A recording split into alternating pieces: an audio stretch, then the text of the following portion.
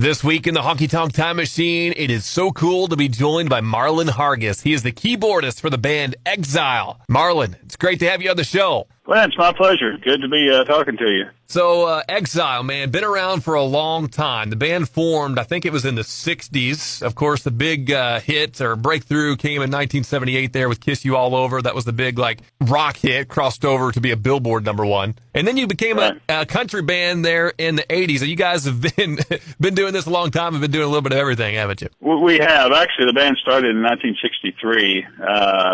This is our 57th year. 57 years. After about 50, you tend to lose track.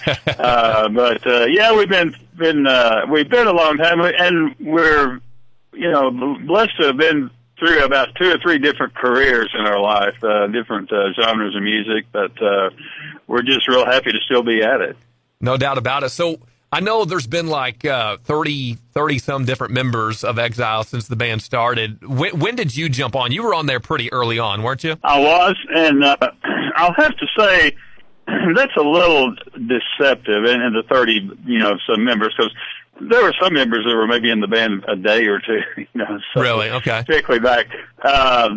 So there were a core of maybe 6 or 8 people, that what I call the core members of the band, and really the 5 of us that are together are the main 5 that played on all the albums, throughout the years, and are the core of the band.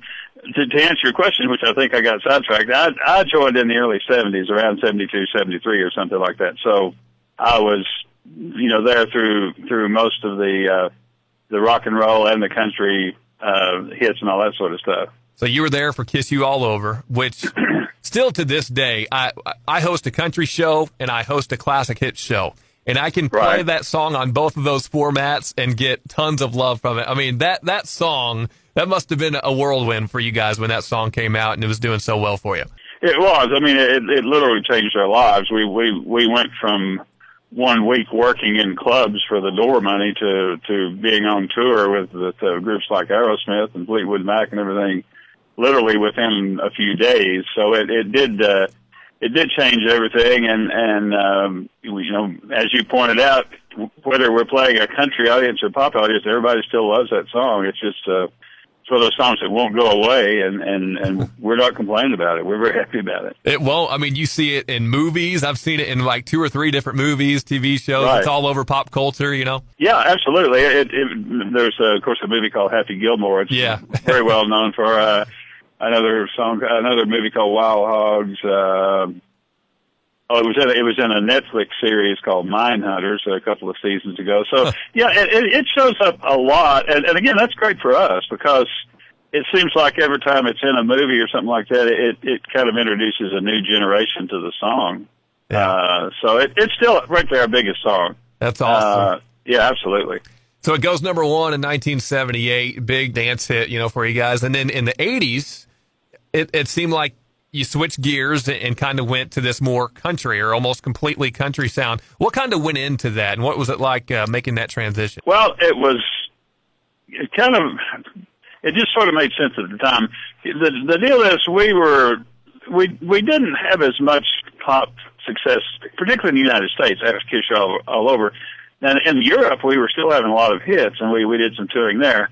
But in the early 80s, we began to realize that a lot of country acts were recording Exile songs, particularly Alabama. 2 of their biggest hits, Take Me Down, The Closer You Get, were Exile songs. We actually recorded them and released them first on the pop album. A couple other songs, big hit by Janie Fricke was written by one of our members. So it became obvious that our music was being played a lot on country music, so it just was a logical choice for us to switch genres and switch record labels and go into the country field. Another thing, thinking back, country music was changing a lot at that point too.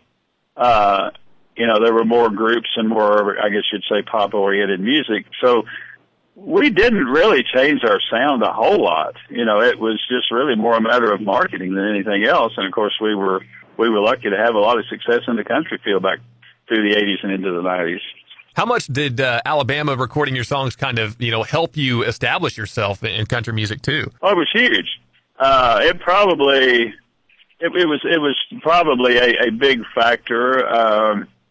Another big factor is we hired a producer named Buddy Killen, who was very well known in the country music field and a great publisher and songwriter. And it just gave us, I think we had a lot of credibility when we switched over. And really there wasn't a whole lot of backlash, I don't think. I mean, in thinking back. So, all of the Alabama stuff gave us a great deal of credibility, and we owe a lot to those guys. And as a matter of fact, those guys are still great friends of ours, and we actually did some dates with them last year before the tour was canceled. So we remain great friends with those guys and a lot of other, country artists that we worked with back then. Well, that's really cool. And I should say, Take Me Down and The Closer You Get are two of my favorite Alabama songs of all time. So thank you for sending them those songs, because those are awesome songs. Oh, great.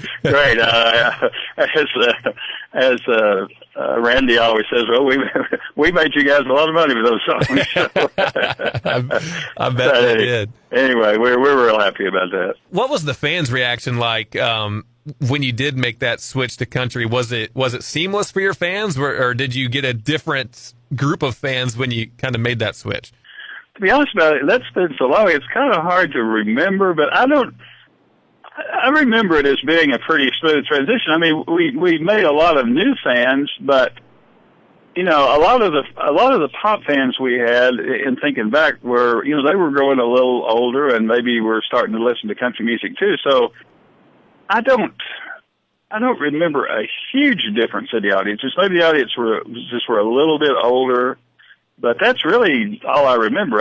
There wasn't a huge change as far as I can remember. So you put out, I think it was 10 number one hits there in the 80s on the country charts, including a time where 7 straight songs of yours went to number one, which is incredible. You combine that and the success of Kiss You All Over. Does the band have a consensus, favorite song that you've recorded? Is it Kiss You All Over? Is it one of these country songs?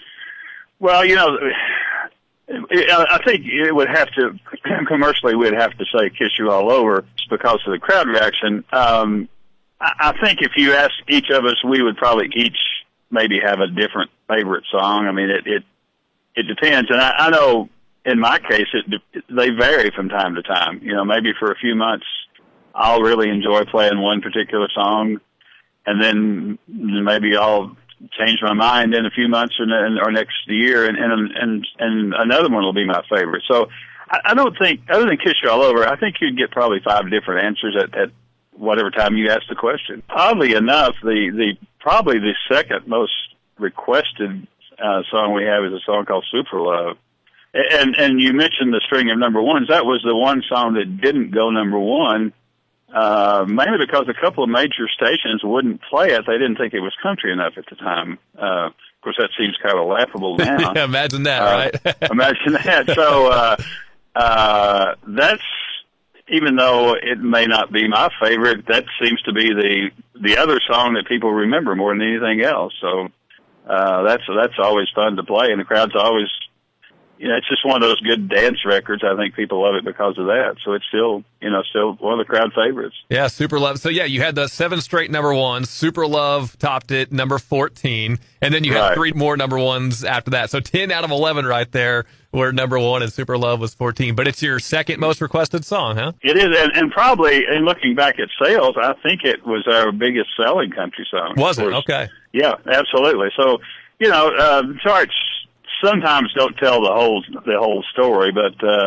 and then of course in the later 80s and into the 90s we had a few other top 20, top 10 hits. So we again we've just been very lucky to be able to carry on for this long and frankly still be back touring and still doing it after all these years. Yeah, and right now obviously the nation's going through this whole COVID-19 pandemic crisis, whatever you want to call it. So you, like most other artists, have had to kind of stop and wait and see what's going to happen. So have you had to do a lot of rescheduling here lately? We have. It's been very very, very difficult. And of course, again, I'm not complaining. I mean, we're as of this point, all of us are healthy. We're all, staying in and staying away, like everyone else. So, it's the right choice to postpone all these things. I will say to our fans, most of our dates we have been able to reschedule and till later in the year. And as a matter of fact, either on our website or on our Facebook, we're going to put out a press release with a lot of those rescheduled dates. So we've been pretty lucky. We haven't lost a lot of work. It's just all being, moved to later in the year. And we're keeping our fingers crossed that hopefully in a month or two, if people, keep taking care of themselves, this will pass and we can get back on track. So to be totally honest, I think we're all getting rather bored with sitting around home doing nothing. But except, and I know a couple of the writers in the group, I know they're working on some new songs, and I've personally been playing a lot of piano and guitar, just practicing. So we're trying to make use of the time as much as we can.